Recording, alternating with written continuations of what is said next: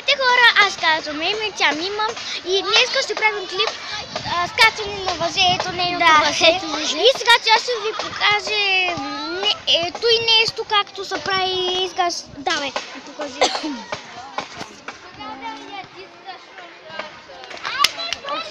Някой път може да не успее, това е загрявка. Давай, аз ще ми говоря, давай. Давай. Така. И ако ви хареса, дайте ви лайк и се абонирайте за нашия канал. Добре, тя го прави. Мак се срамува. Обе, така, не знам, ще го направи. Давай!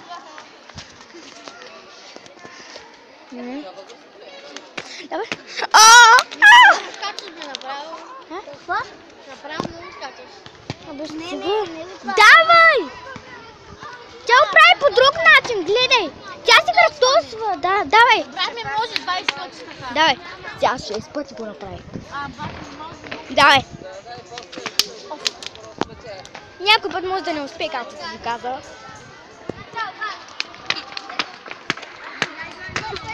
Ще се удариш скоро. Добре, много си щастлива от това, нали? Да, разбира се. За първи път го пробвах и успя. Нали? Да, но малко уморително. Да. Аз не мога да скачам така. Сега искаме да снимаш. Добре, отиди и там. Отиди и там. И го бъде за мен.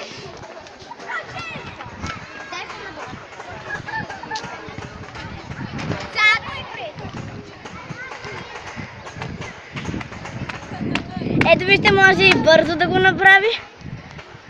Чакай, да седна.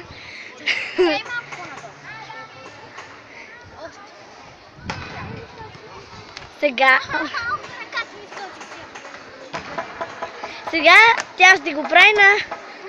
Задно може да не успеем, а ние не сме перфектни. Ние не сме перфектни все пак.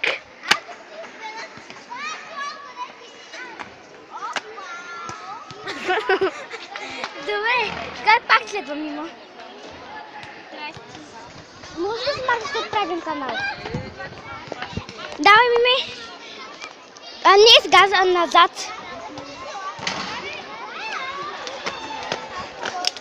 Добре, сега пак кръстосано.